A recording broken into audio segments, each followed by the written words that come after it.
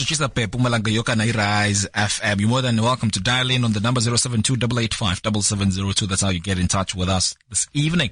It is 10 minutes before 8. We bring in now another conversation that's with the South African Local Government Bargaining Council. We're having a conversation around the Municipal Employees Pension Fund.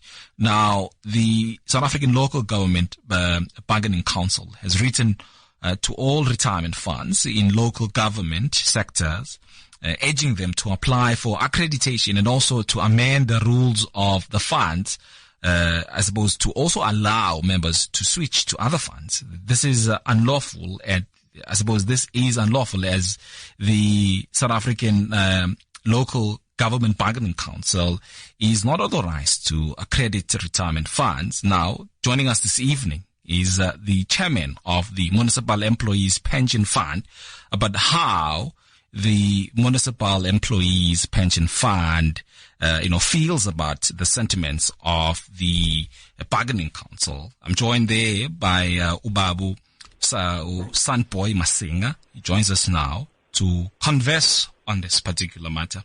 But Masingi, a very good evening to you. I really appreciate having you on our program. Good evening, Babu Skosana, and good evening to the listeners of Rise FM. I suppose maybe let's start the conversation by understanding imvelaphi yale ndaba. How then does the South African Local Government Bargaining Council, decide or, what sort of influence the decision to accredit retirement funds, and what's the position of the Municipal Employees Pension Fund, particularly on the accreditation? Well, Mr. Skosane, we received a letter some months indicating that we'll be actually applying for accreditation as pension funds that are actually operating in the local government sector. And we found that to be very strange because the Bargaining Council or SALBIC has no legal standing to actually ask private funds to actually ask for accreditation from them because they are not being actually regulated by them. So we found that to be very appalling. But Masingi, I would ask you to, somewhat move from the position at which you are, having this conversation with me on, because I seem to be now and then losing, a gist of what you are saying. Let's maybe allow you to move to a better secured network position so for us to have this conversation. While Ubab Masingi is moving, Mpumalanga, we're having this conversation simply because the South African Local Government Bargaining Council has written to all retirement funds in the local government sector, urging them to apply for accreditation and also to amend the rules of the funds to allow members to switch to other funds. Now, this is unlawful because the Bargaining Council is not authorized to accredit retirement funds, and the chairperson this evening and chairman of the Municipal Employees Pension Fund is my guest to help us understand the implications of such a request. Now, Bab Masingi, what then becomes the implications of moving to other funds without consulting appropriate financial advice? Well, the implications are very dire, and there's quite a number of them. One of them is that you have members that have been with funds for years and years, and for them to move to other funds, it will mean that there must be an administration cost that must be paid to do that, which is actually not necessary. The other part is that you then actually ask a question that says, you have FSCA. FSCA is the one that actually accredits all the funds and the service providers which are financial in nature. And you cannot have then the bargaining council that is not actually allowed in terms of the Pension Funds Act to actually do that work. The only institution that might even ask, even the FSA itself, being the regulator, it can actually ask us to do that, but it cannot force us to do that.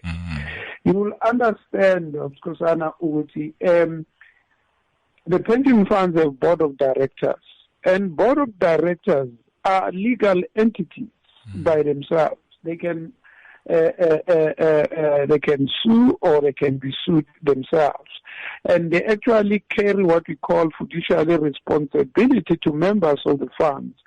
Now, if you have SALBIC wanting to take the responsibility of being FSEA, the question then becomes, who's the regulator?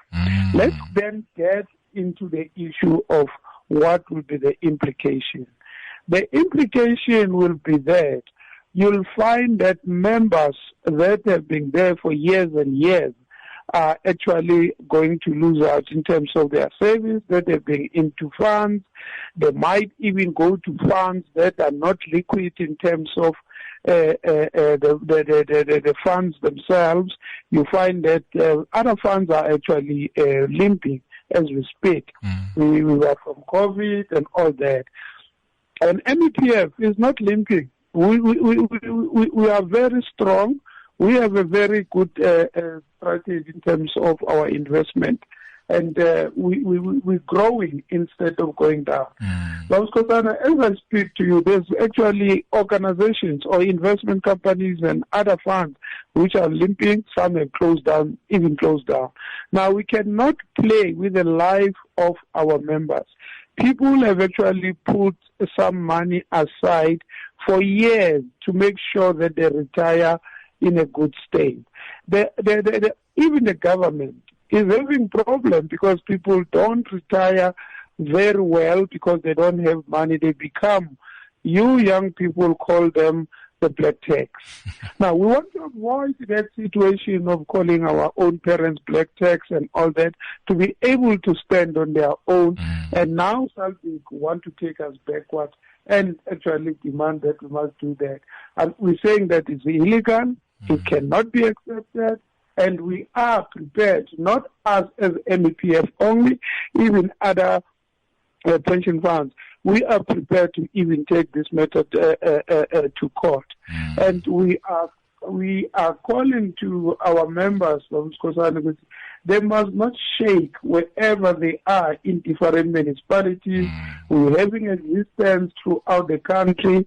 We are in actually 8 municipalities in the country with a small presence in the KZN, but we are in majority close to 7 municipalities without the Western Cape. So we are saying you cannot actually then want people to shift. And let me just say something from Skosan, the other party, that maybe I might actually lose before we have our time getting finished. You have SALBIC having organizations that have their own funds in SALBIC sitting in the debt bargaining council. They are the ones that are actually trying to steal members out of other funds and want them to join them. The decision they have taken is a decision that belongs to them as a bargaining council, but not to us as the private funds. Now that tells you that we operate on the basis of the board. The boards are the only entity that can take a decision of what should happen to funds and all that. Now, the question is that if they want that accreditation and us changing the rules of our funds and all that, who are they? Because even government, let me just give a simple example of Skosan.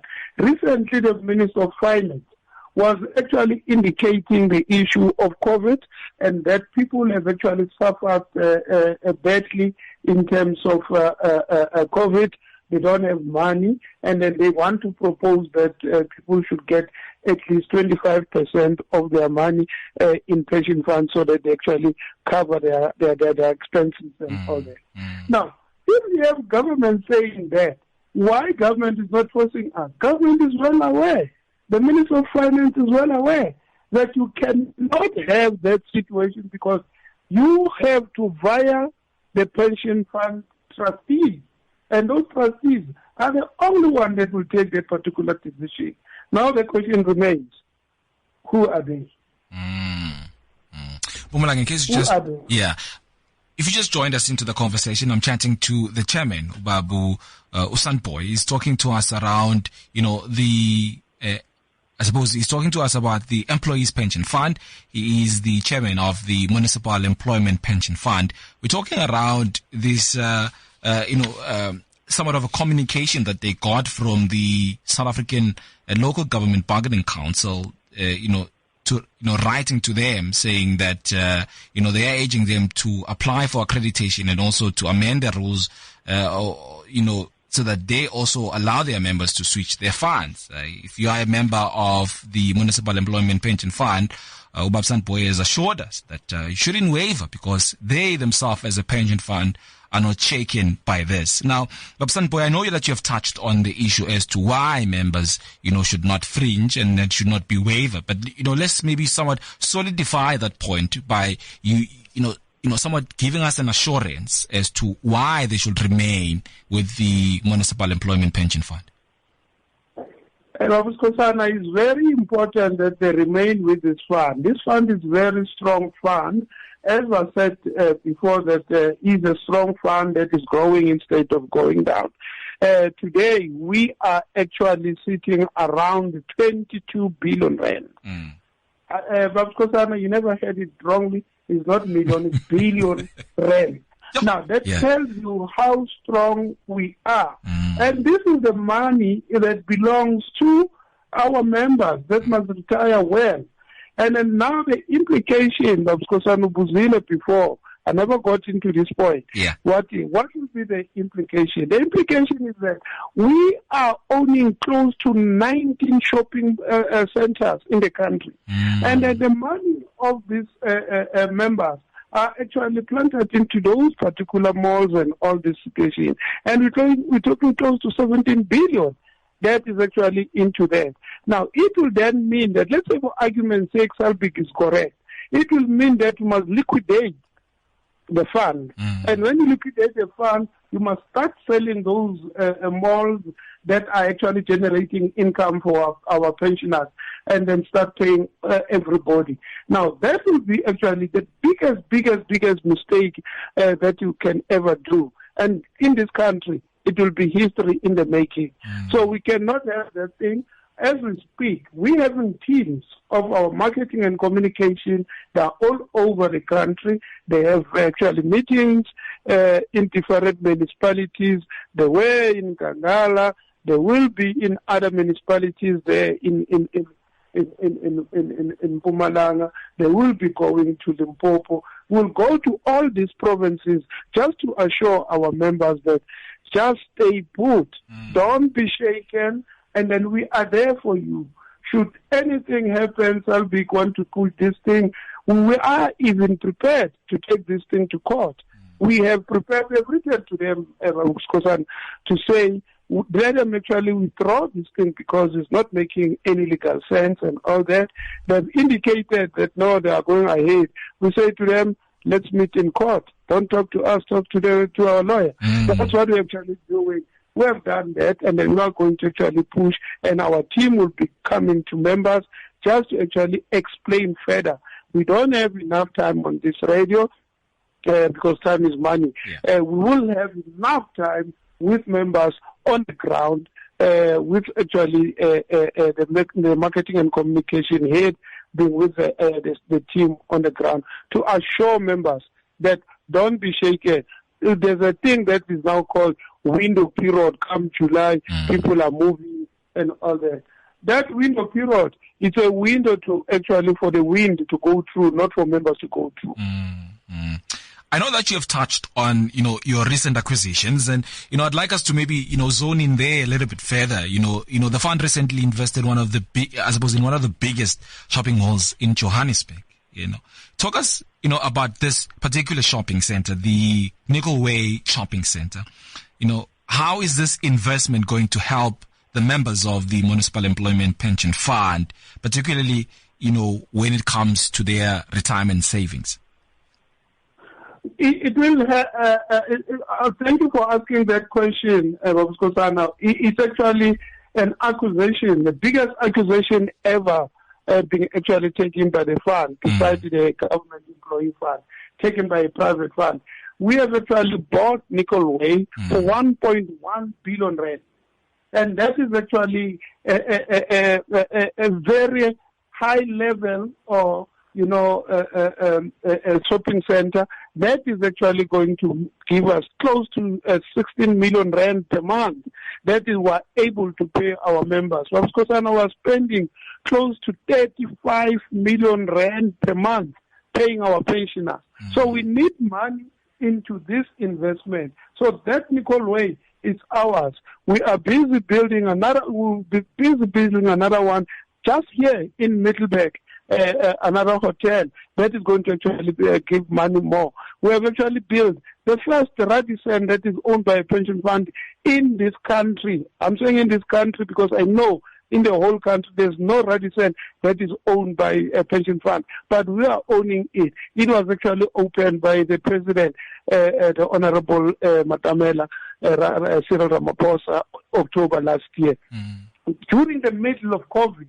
And that is also some of the what you call the assets that we are bringing into this particular fund to make sure that we generate money. People are paid in time. People, when they actually claim for death benefits, they are paid. People, when they go to pension fund, they get their pension fund. But of course, Anna, you'll be surprised. We are paying our pensioners until they go to the grave. And then when they go to the grave, we pay 75% of what we're paying the person that is gone to the grave, to the wife if it's a wife, and then if it's a woman, and then pay to the husband if he's still alive. And also pay to children that are there, they are actually beneficiaries. Tell me which fund you can actually get that is doing that.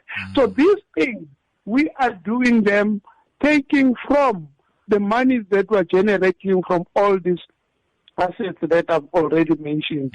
We are building the biggest mall again in Zeerust. That is also going to be the one that is actually giving more money into the fund. We are busy actually doing a feasibility study to actually also build the biggest private hospital in Bosberg in Gauteng, Johannesburg, and making sure that it also take care of our old members and also generate money and then also specialize into cancer patients. That is what we have. We are that busy, and this busy, we're not busy only, we're making sure that our members are going to actually be sustainable as we have indicated as a fund. Now, Chair, before I let you go, maybe let's touch on, that aspect. I heard you hint on it a little bit earlier when you talked about, having come to Mpumalanga. You've touched on the Nkangala part of the province, but also expressed intentions of going to Limpopo. What should the members expect in the next few months when it comes to this educational campaign of the Municipal Employment Pension Fund? Well, what they should expect, of course, we want to actually educate them because obviously members, they are actually doing their daily work. They are not expecting these pension fund issues, and immediately they get letters like this from Salbik and all that. They get shaky. They don't know what is happening. And then if we are not going to them, then they start to actually fizzle. And it's unfortunate, because we are aware that there's HR members who work in municipalities who are actually instigators and making sure that they want to draw members to where they have their hearts in, or they have their friends in, and want to pull members out of this fund and then take them to other funds, which is not actually acceptable as an HR person. As an HR person, you make sure that you accept everybody, and then a person chooses for himself or herself in which fund that they want to go. So we know for the fact that those are the things that want to educate people. They must actually call us when we actually do what we call induction, and people are able to choose for themselves what they want to actually do and which fund they want to go to, because this is a free country. People have to choose what they want. Freedom of speech, freedom of choice, and they do that as per the Constitution, Section 36, that gives them that particular a choice. So we're educating them on that, and then we are not going to the mentioned province only. We'll be in the Free State, we'll be in the Northwest, we'll be in the Northern Cape. We are just on the crusade that is will be going to all these municipalities, educating our members and also making sure that where they have doubts, they are actually put into place, because we are aware that there's some trade unions that are actually influencing members because they have their own fund, and then they want to put to take these members into that because they are in the bargaining council. We are not in the bargaining council, and we don't want people to actually force members to go there. So those who actually have lunchtime meetings and briefings and all that, and telling people lies about the window period, I've indicated the window period is not for members to go through the window, it's for the lies to go through the window. Chair, thank you so much for having joined us this evening, and thank you so much for making Rise FM, part of, the vehicle that echoes this big sentiment of the crusade of the Municipal Employment Pension Fund. I want to thank you so much for availing yourself for a conversation this evening. Great message that you have brought this evening. I suppose that even the members, now are kept at breast, having had you talk to us this evening. Really appreciate your time. Thank you so much. That was the Municipal Employment Pension Fund Chairman Ubabu Sonyboy talking to us here on Rise FM in 60 Minutes about the Employees Pension Fund, and really sent strong views coming through there, saying that members of the Municipal Employment Pension Fund shouldn't even worry about anything because their retirement funds are in good hands, safe hands, that is, in the Municipal Employment